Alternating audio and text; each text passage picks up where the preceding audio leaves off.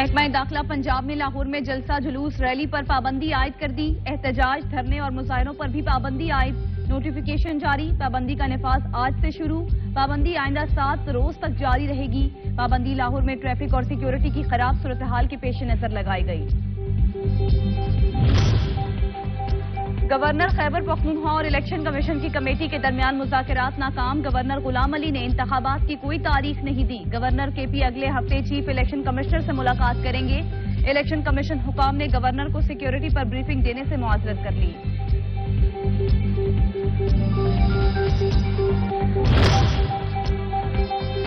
وفاقی وزیر قانون اعظم نذیر تارڑ نے کہا ہے کہ آدھے انتخابات ڈیجیٹل اور آدھے پرانی مردم شماری پر کیسے ہو سکتے ہیں. عدالتوں پر تحریک چلانے سے پہلے موجودہ عدالتی کارروائیوں پر غور کریں.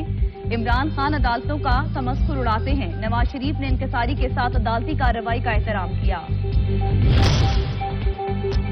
عمران خان کی عدلیہ بچاؤ تحریک ملک کے نظام عدل کے منہ پر تماچا ہے. وفاقی وزیر اطلاعات مریم اورنگزیب کہتی ہیں فورن فنڈڈ ایجنٹ، توشہ خانہ چور، قوم کے 190 ملین کا امانت چور، القادر ٹرسٹ کا رشوت خور، عدالتی بھگوڑا گیدڑ عدلیہ بچانے نہیں بلکہ عدلیہ سے بچنے نکلا ہے.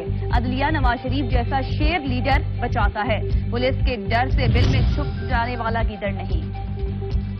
الیکشن کمیشن کی جانب سے توشہ خانہ کیس میں عمران خان کی وارنٹ گرفتاری اسلام آباد پولیس کو موصول ہو گئے. عمران خان کی گرفتاری کے لیے اسلام آباد پولیس کے اعلیٰ افسران نے ایک بار پھر سر جوڑ لیے. پولیس افسران مشاورت کے بعد اگلا لائحہ عمل طے کریں گے.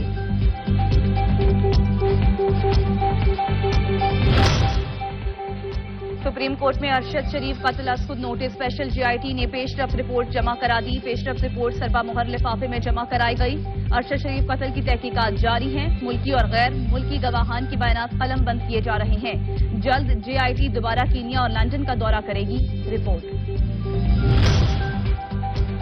پشاور ہائی کورٹ نے خیبر پختونخوا اور پنجاب میں بلدیاتی نمائندوں کو بحال کرتے ہوئے الیکشن کمیشن کے اعلامیے کو کالعدم قرار دے دیا.